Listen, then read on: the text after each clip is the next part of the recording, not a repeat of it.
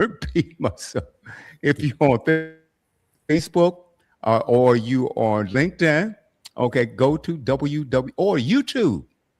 Go to www.studiow.buzz. That's the website. Okay. The Apple app, go to your Apple App Store and download Studio W. If you have an Android device, go to your Google Play Store and download Studio W, also available on Alexa. And I know I'm being redundant, so bear with me.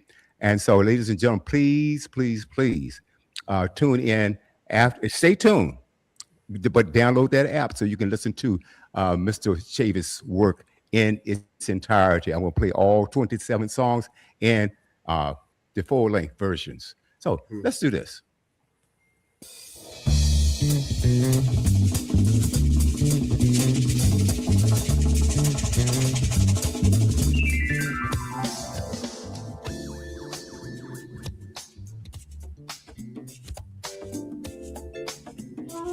Snacks, man.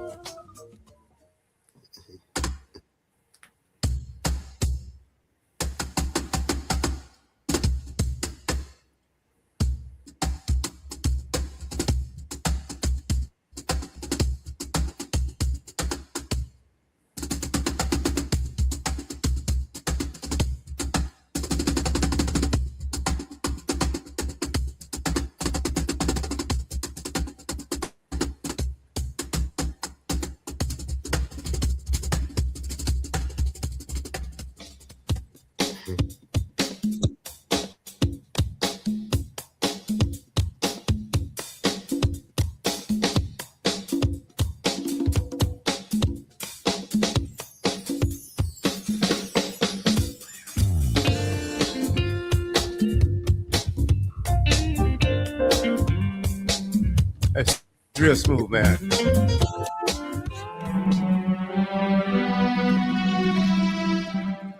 Heartbreak Hotel.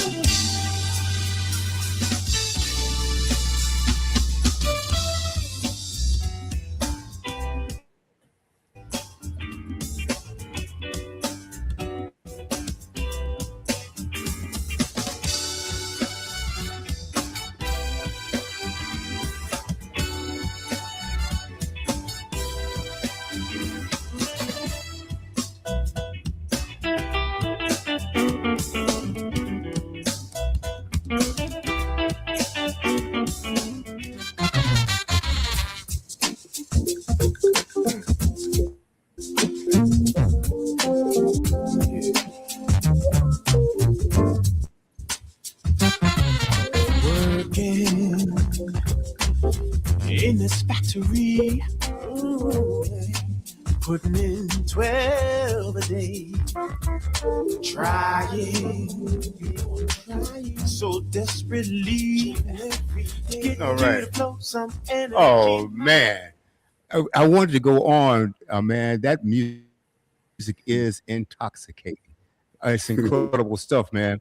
Guys, I'm telling you, you don't want to miss the full version of all of these songs coming up right after this show. We'll give you more information about that shortly. But let's start with Tiffany. Uh, that found that music so relaxing, man. A lot of really good music, man. So if you coming home from a long day, or you're just laying around the house just relaxing, man, I would invite you to check out Gerald Chavis, right? Gerald, sure, you could be found on all major platforms. Is that correct? Yep, that's correct. Or what? You can check under my name, or the music that you were playing was Point Blank, which is a band that I was very involved in with their productions Okay, and such arrangements. okay, okay. And let's go to Tiffany. What questions or comments would you like to share with Mr. Chavis? Okay. Well, good evening once again, and thank you so much for attending on tonight. My question would be one of them would be, how did you get started? Did you start off when you were younger in school, or what drew you um, not only to the trumpet itself, but to the world of music? Wow. Okay, big question. Uh, Mhm. what drew me to music was listening to my mom sing around the house when I was pre-kindergarten. We didn't do daycare back then. Uh, and I got a chance to hear her sing while she did her chores. So, and she could sing. So I was fascinated with music, song, um, melody, that kind of thing. I didn't realize it at the time, but it had my interest. So in school, I started playing the trumpet in fourth grade. That was the earliest we could start in the music program in public schools in Wilmington. And I, started in fourth grade. I didn't get serious about it until I was I was a teenager, 14 or so. I started gigging when I was 13, making money. Wow. Oh, So yeah, that's when I got interested. oh wow, that's awesome. And started studying. When did you said Wilmington? Is that Wilmington, Delaware, or is that Wilmington, North Carolina? Wilmington, Delaware. I'm sorry. Yep. Okay, okay, nice. Okay, so you started young, and it was more. It sounds like you were more so influenced by your mother. Well, musically, artistically, my mother, business wise, my father, his hobby was managing bands. So Okay. Mm. I got to go with him to shows and studios in New York and Philly, Atlantic City. Mm, From maybe age 8 mhm. on. Yeah. And so I saw the business end of it with my Mhm. dad, and the artistic end of it with my mom. Wow. Wow. That's a great combo to have because you get it from both sides. Yeah, yeah, and it takes the balance. Uh, Mhm. too much of one thing isn't as effective as a balance between the two. Right. Awesome. Okay. Okay. Thank you. Yeah, yeah, absolutely. There's a comment that I make often because I interview. Well, actually, I have conversations. I don't do interviews. I have conversations with various artists. A lot of artists will send me their music before it's copywritten because they realize that they can copyright it right here on this network. You publish it through the radio station. It's copyrighted. Now you can also go through the Library of Congress. You can also take those steps as well if you want some backup proof of things nature. But I have conversations with a lot of artists, and they trust the station, and they will send us the music before the official release date. And love having you here. There's a word that there's a letter that I use. I tell the artist, okay, get ready for the R. Get ready for the R word. And that's rotation. That means that you'll be played on the station often, you see. So let's go to Robert. I'm sure Robert has some things he wants to say. Yes, thank you very much. And thank you also, Mr. Chavis. And reading your bio, and amazing that one thing that you did mention in regards to the idea of studying the music and the arts and how important that is for basically to have a well-rounded intellect and Mhm. knowledge in regards to everything where it comes down to the arts. It's also important, especially from the idea of schools need to be able to implement and still to be implementing the arts this day and time, especially music. So Mm. that's thank you for that. Oh, yeah. Mm. Yeah, Yeah. yeah. It's with the whole education system, you find in this country that I've found in this country an educational system that the arts isn't valued as much as it is elsewhere in the world, and that's a real Mhm. detriment, I think, to our young people, because through arts training, you learn critical thinking, uh, uh, innovation. There's so many tangibles that come out of that don't necessarily, that aren't limited to the arts world. I mean, critical thinking, just, being able to make up your mind about something, do I go left or do I go right,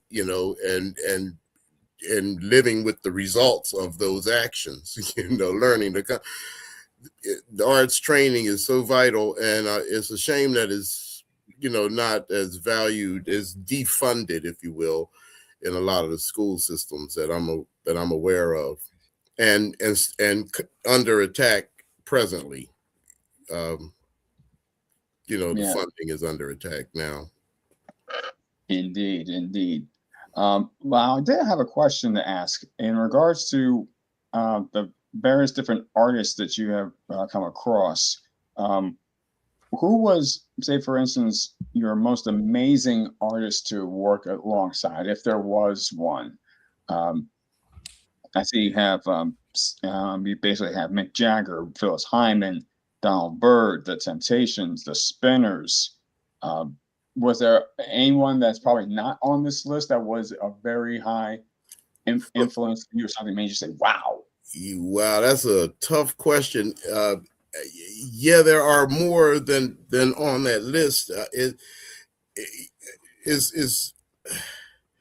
See, I guess I'm like a sponge. I was like a sponge coming up. I got as much as I was curious, so I got as much as I could from everybody I was around, whether co-worker or the employer, if you will, or the headliners. So, I carried those experiences with me. So it's really hard to single any one or a couple of them out, because there were so many diverse experiences that added up to who I am. Exactly. Was that vague enough? That was that was perfect. That was perfect. Cool. Because pretty much everybody has the opportunity to learn from somebody, whether it's something small or something large. Yes. And sometimes it comes from the most, the most unexpected places. It may be someone that is not a superstar, but gives you a pearl of wisdom that is so profound. You know what I mean? It changes your life's trajectory, but you may not, that person may not have been any named person. You know what I mean? It's just somebody that drops something on you that you carry with you the rest of your life. So, yeah. There you go. Yeah. Now, I wanted to find out a little bit more about your upbringing, where you were originally from, and basically, you already heard basically your influences and how you came out to be playing the trumpet. But where are you, say, originally from? Okay, yeah, born and raised in Wilmington, Delaware. Left and came back. So I'm presently in Wilmington. I work out of the Philadelphia area.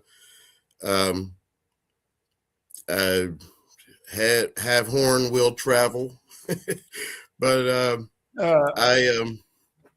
yep. Go ahead. Oh, okay. So you still live there today? Yeah, I'm in Wilmington. I find that it's a very convenient location on the East Coast. Pretty much like midway between New York and Washington, D.C. So you got all points in between, Baltimore, Philly, Absolutely.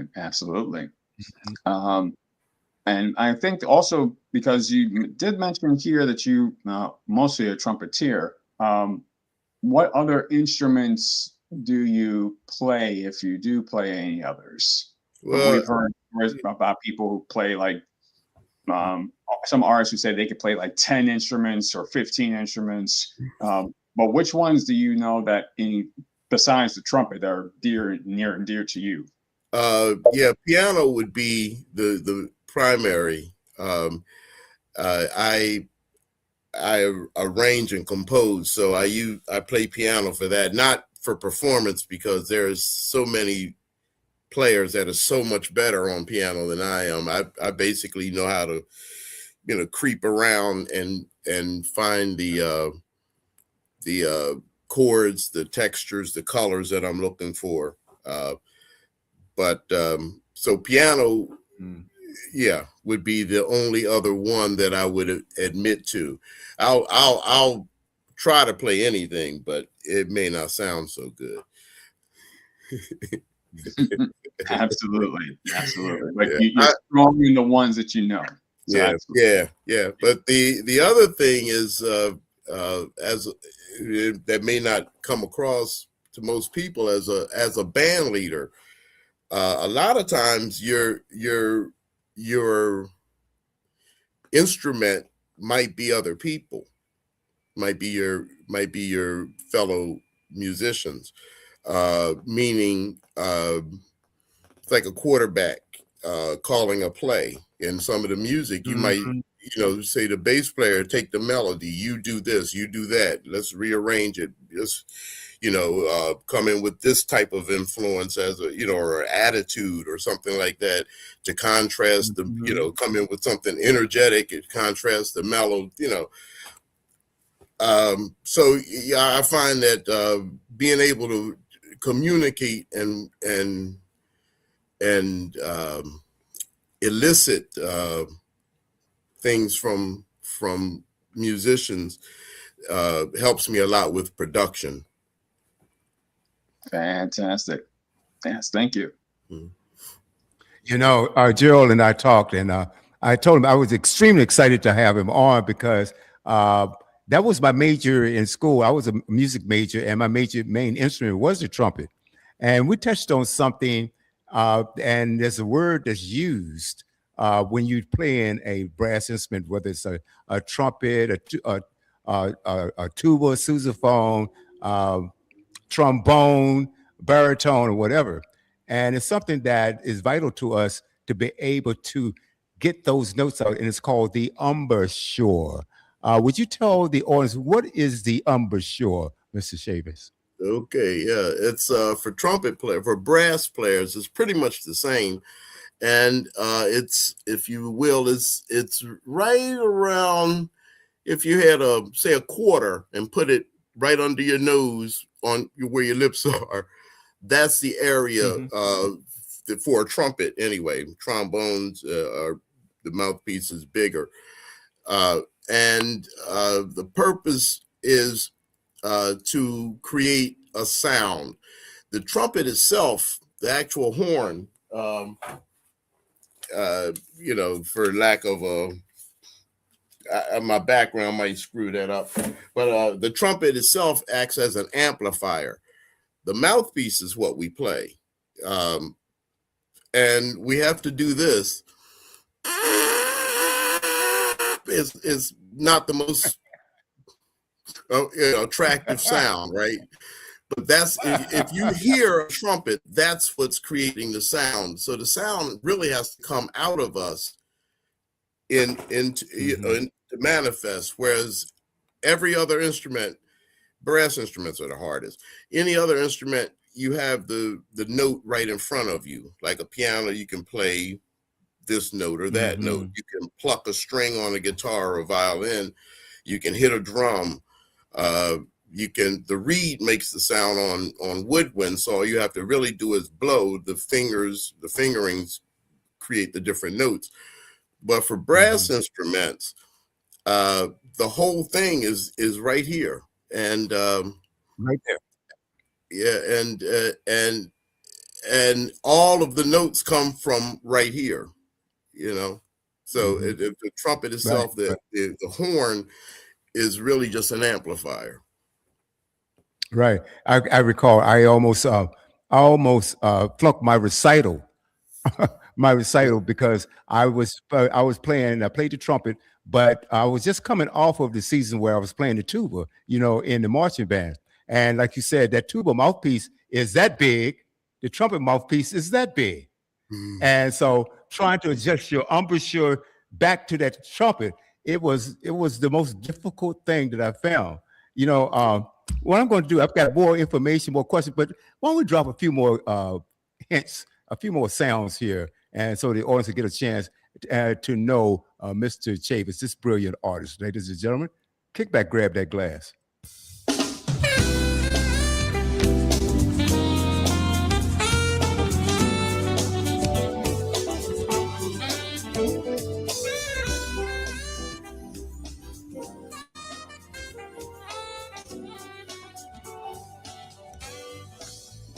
Never would have known, baby, that it would be you. Never would have known, baby, that it would be you. Long time no see, it's been a while. How have you been?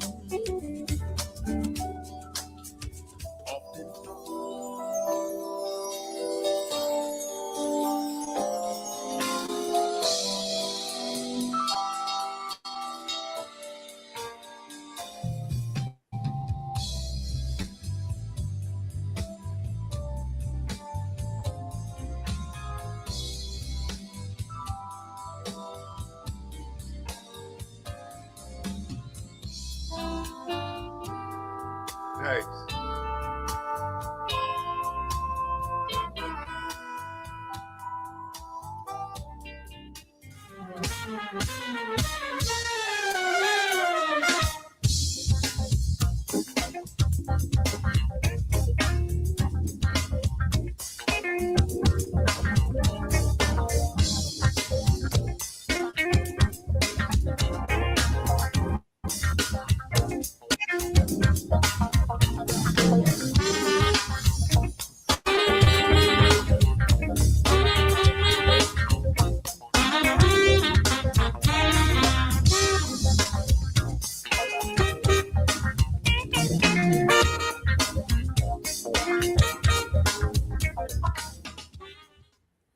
All right, we are back. We are back.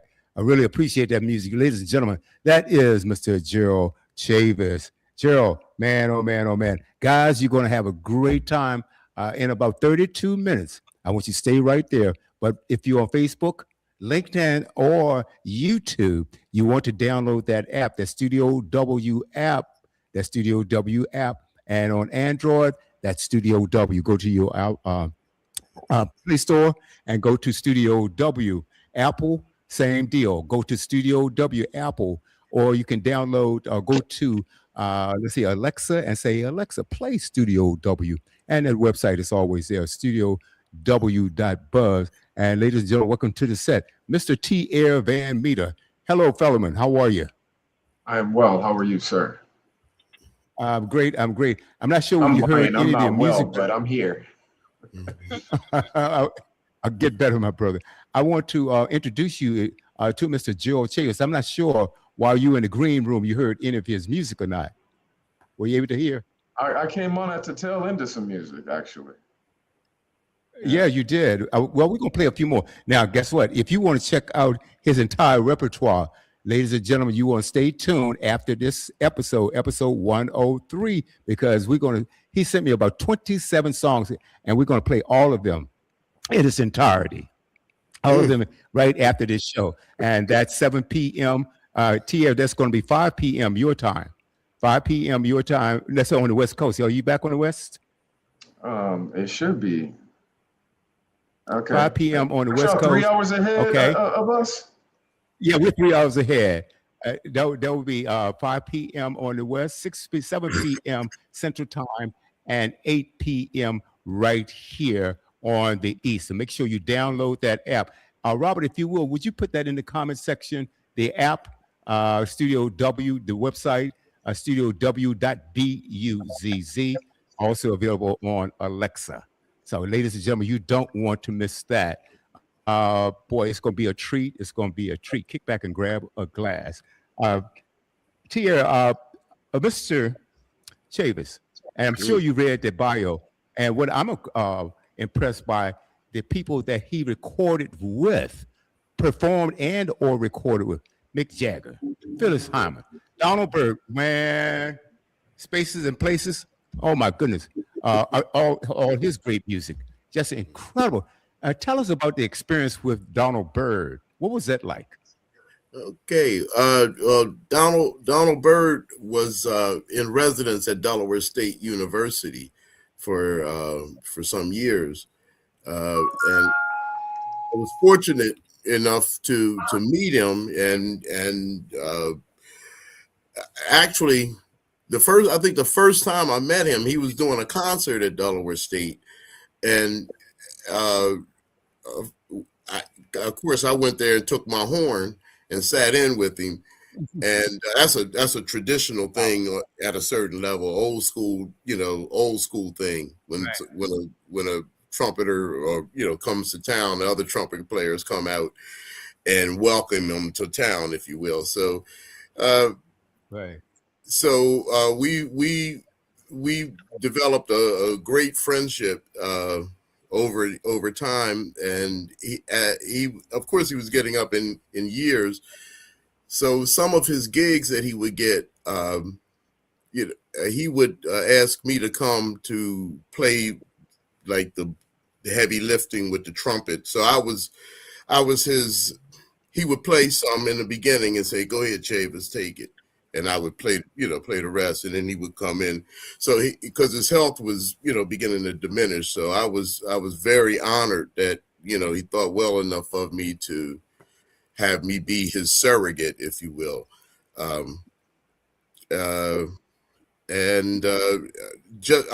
Always he was a funny guy, but he was always telling you something that would make you better. He was always, now when you do this, man, do it like this, or try it like that. It's like it was really cool. So I really treasure those that the time I spent with Doc. With Donald Byrd. Yeah, Dr. Donald Byrd. Yes. I got a question, and correct me if I'm wrong. I'm digging back. I'm going back in my memory now. Wasn't he a music teacher at Howard University at one time? Yeah, he got the Blackbirds walking in rhythm. Yeah. That was Howard University. Yeah, the Blackbirds. Oh, man, that was a jam. Yeah, I remember.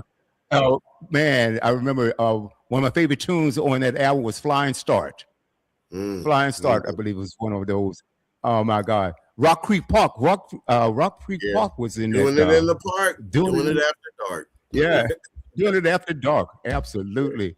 The Blackbirds, and they were the students. Absolutely, this is so incredible. What I really like, because one thing you said earlier when you were talking to Robert, and you were talking about you learn, and I normally put it this way: not only the music business, but the business of music. What I mean by that, you learn how to play, perform, and things like that. But from your dad, you learn the business of music, the business side. And to become a successful all-around artist, you need both sides. You need to know how to navigate your business, with contracts and things of that nature. Also as an artist, you need to, absolutely. Yeah. And you mentioned something about, absolutely. You mentioned something about that because I believe Tiffany asked, Robert asked, did you play any of the instruments? And you said, well, you do play the piano, not in performing, but when you're trying to write a song. And you mentioned something interesting, a term I hadn't heard of before. And you said trying to find the color. What did you mean by that? Was that the melody or the vibe, or what did you mean by finding the color? Well, I look at piano, the function of the piano in the music as creating, if you will, the backdrop. If you're talking visuals, the piano would be the sky, the landscape, the texture, that kind of thing.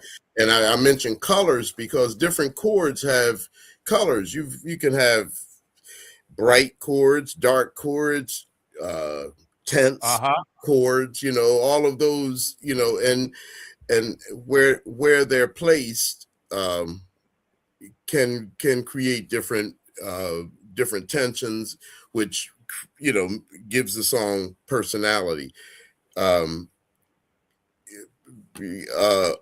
The other instruments, say drums, people think drums keeps the tempo. No, drums creates the feeling. If it's mellow, it's because the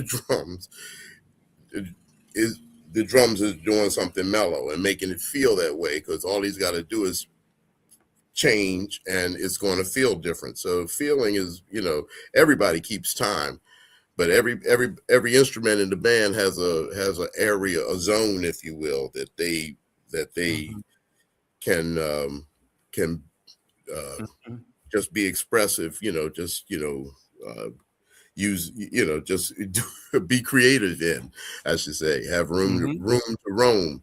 So that's why I mentioned colors with the piano, because like I say, different chords have colors. And if you're an arranger, say you're arranging for horns, trombones, saxophones, trumpets, and you want to create a certain texture, if you will, with the horns, that what the notes, the placement of the notes, we call them voicings. The voicing of the chord would help create that effect. So that's what you can do, all of that with piano.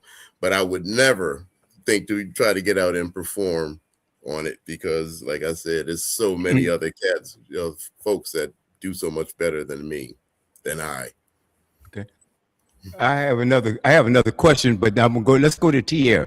Tia, what questions do you have for Mr. Chavis? Okay. Question number one. The blue note.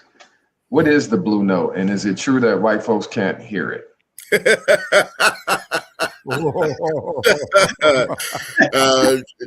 Answer the second question. No, that's not true. Everybody can hear the blue note. Right. That's hilarious. But no, the blue note, if you will, it's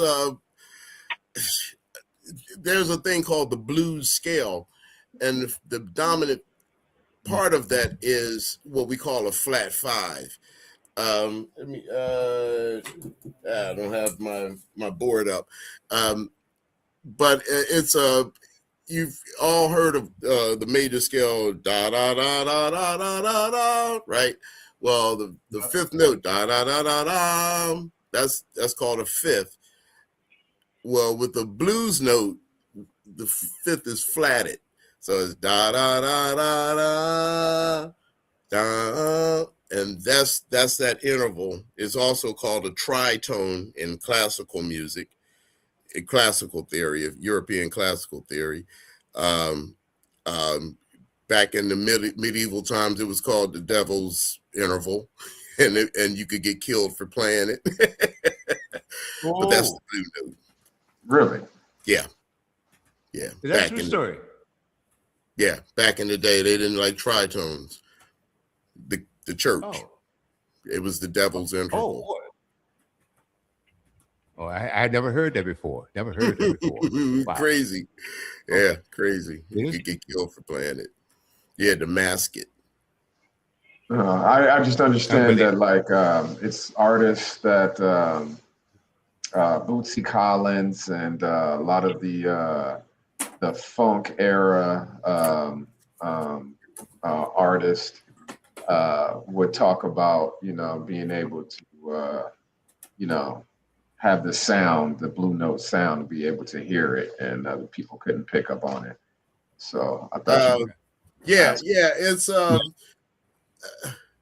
maybe at some point in time that I'm not aware of, but basically, if you can play, you can play.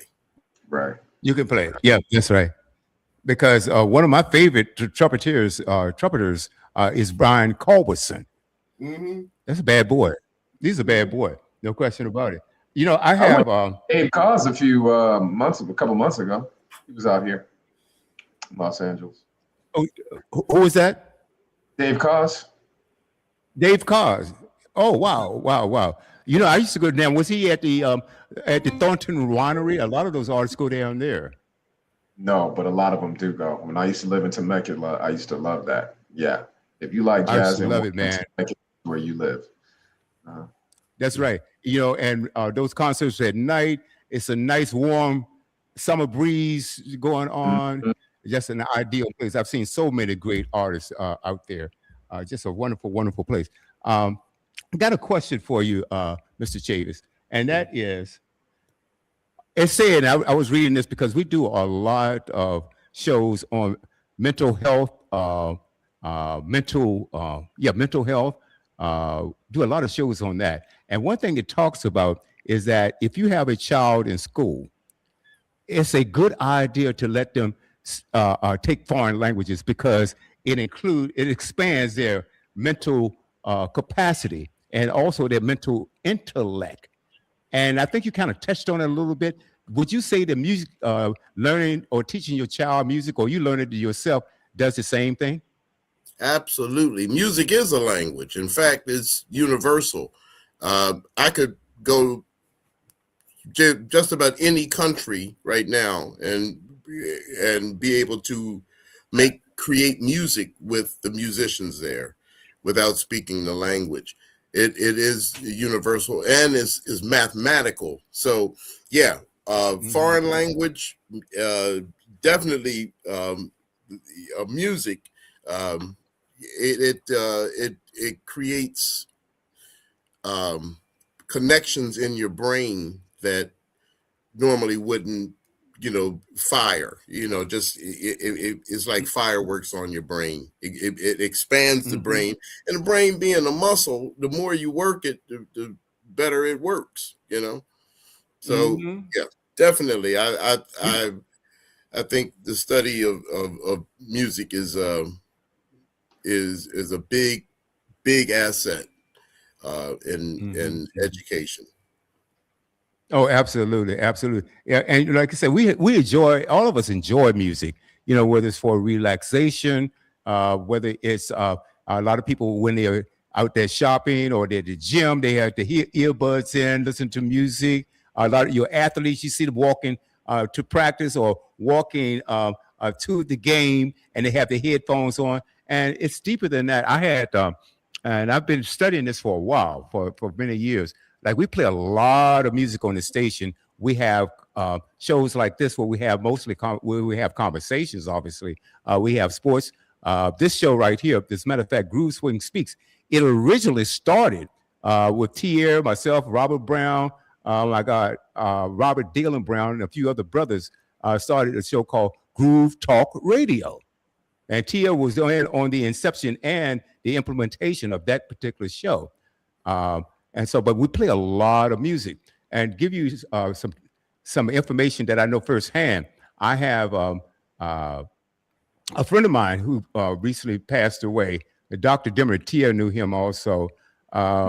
He would play the upright bass guitar, and he would go to and visit sometimes dementia patients, Alzheimer's patients, and he would play the bass guitar, and he would say he would string it so that it would cause a reaction, and like you said, it relaxes the brain, it stimulates the brain.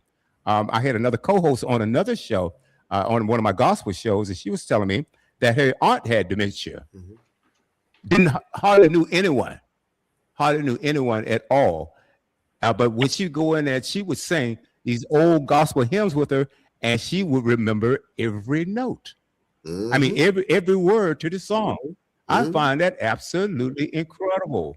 In a lot of countries, you don't hear about it a lot here in the United States, and perhaps you know something about this or where it can be found. That there's a thing called music therapy, and a lot of doctors are using that in lieu of medicine in different countries. Right. Can you tell us anything about that? Do you know anything about that? I don't know any specifics, but I always knew that music has healing powers because it healed me. How so? Life is, being life. Say, in my 20s, impetuous youth and everything, life being life, you have these stressors and everything, but it seemed like as soon as I played the first note, I would be fine. It's like all the stress of the world went away. If I could just get to the gig, I'm going to be okay. Oh man. I might not have any money. I might be down and out. I might have, situations. But if I can get to the gig and that first note is like, yeah. So yeah. And I know if I feel like that, everybody got it. I mean, somebody else got to feel like that. That's what it does for me. And your audience, once you connect with that audience, and let's talk about that a little bit too, that makes them feel better. It makes them put aside whatever troubles they had when they got there. For that period of time, they feel a lot better, and they feel a lot better when they leave because they have a little more strength to face the world with.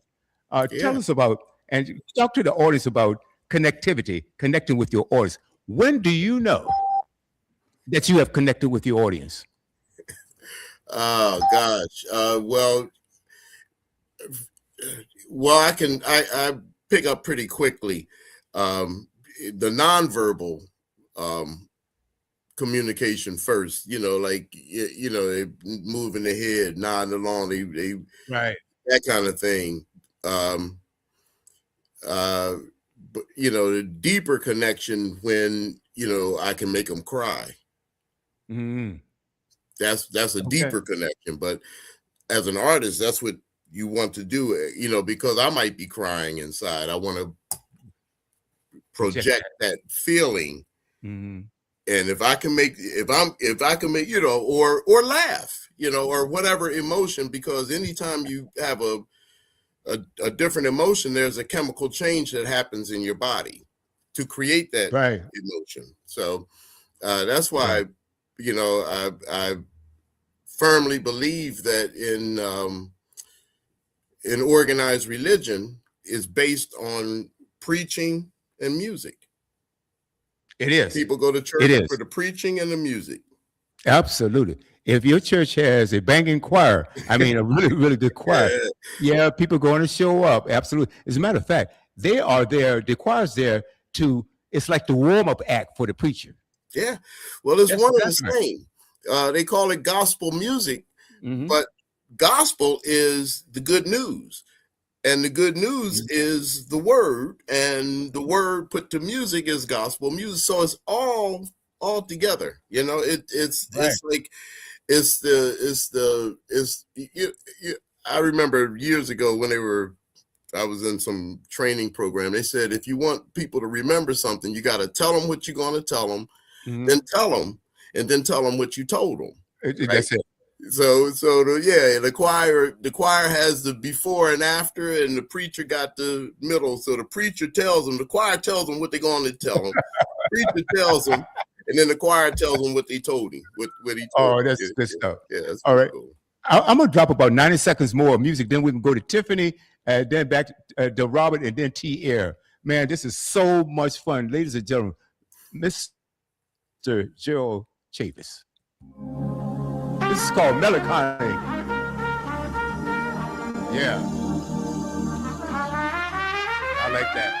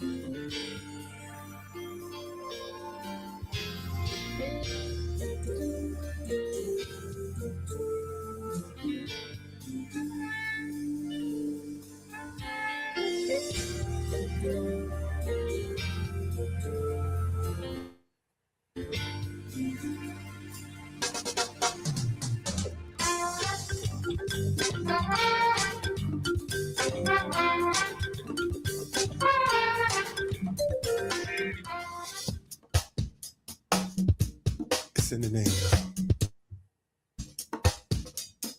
You know what I mean?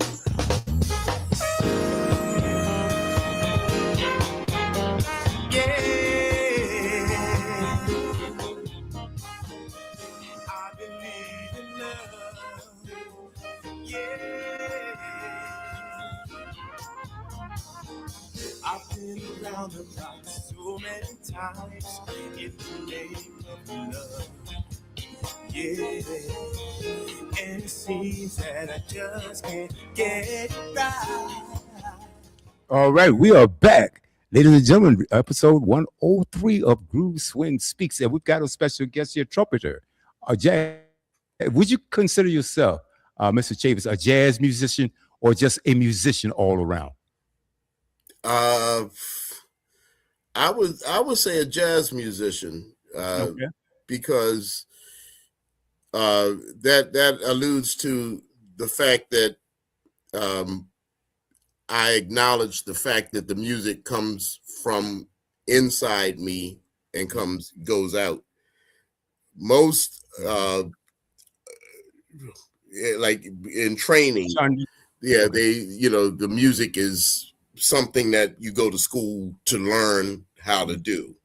I think it's something that's already there. God gave it to me, and it comes out so that I because of that, I enjoy playing things my way, and having the ability to take an idea and expound on it. Whereas other musicians may only be able to reproduce or replicate the sound. You know what I mean? Okay. And it's every night. Great. Let's go to Tiffany real quick because I can't believe how we're vastly running out of time, rather. Tiffany, and then Robert, and then back to TL. Okay. So I did have a couple of questions. One of them being, we know that, over the past few decades that music has evolved, if you will, and especially like from the band to the digital tracks now and everything like that. In your particular field of jazz, do you think that it has evolved in such a drastic way as far as like the other genres have, or do you think that jazz has kind of maintained its own lane and just, kind of improved in its own form? How do you feel about that? Well, yeah, I think jazz has continued to evolve. A lot of it is really hard to find. They don't play it on the, like as much as other music. I guess maybe might be like 5% of the industry is jazz, whereas maybe 60% is country and western, something like that. It's market share wise. Yeah, it's a lot of people it's not going to be thrown in your face. You got to seek it, and it's out there. And there's some great, incredible players coming up. I'm a little long in the tooth. I'm getting older, but there are some great young players that really deserve to be more widely recognized. Okay, and my other question was in regards to the orchestra that you had composed. How did that come about? That band, that ATP. Well, yeah, it was a way that a bunch of us could get together and play. We started out as a reading band, just reading different arrangements, and just having fun. And it kind of morphed into the Clifford Brown Festival Orchestra. We started, backing up international artists when they come. So they would perform with us on the festival, and it was a way to promote the festival year round. So it kind of morphed into that, but it basically started out as an opportunity to have fun and for musicians, commune with each other. Do you guys when you said that, it kind of put me in the mindset of, some people call it shedding. So is that what y'all do sometimes? Well, yeah, shedding is more personal. That's what you do at home to be ready to come into a competitive environment, like a rehearsal. Rehearsals are basically competitive, because if you're not cutting the music, you're going to get voted off the island. So so you got to practice at home. That's the shed, and then the rehearsal is the blend and balance, and being able to commune, with the other 4 or 5 trumpet players, and be able to play it so that it sounds like one trumpet, even though it's 5 players. That kind of thing. Fine tune and work with each other like a football player. You might lift weights. You lift weights, but you go out on the practice field and practice plays so that you're in the right place at the right time. Okay. All right. Thank you. Robert? Yes, thank you very much. We just want to find out, where is going to be your next set, or say, for instance, where will you be performing next? That people can get an opportunity to see your performances. Okay, gosh, yeah. The best place to keep up with that is my website. That's GeraldChavisMusic.com. And I work as a sideman sometimes. Sometimes I work as the band leader. Sometimes I'm a promoter. So when you say the next time I'm working, I'm going to be somewhere soon, but I don't know exactly where. I know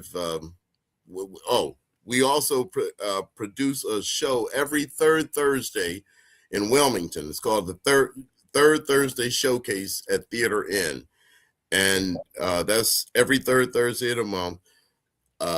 I'm usually there. I sit in with people. Sometimes I present a concert of my own, but that's a mainstay, if you will.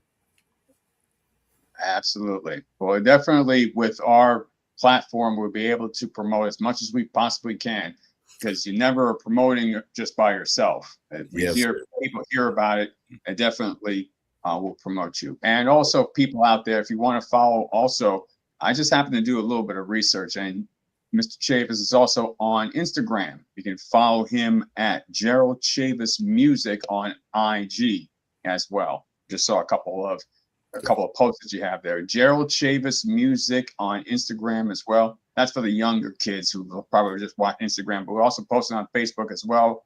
And also, we just show your website too. Yeah. Outstanding. Outstanding. All right. Tia? I wanted to ask the brother, he plays trumpet, but why not the saxophone? Isn't that the sexy instrument?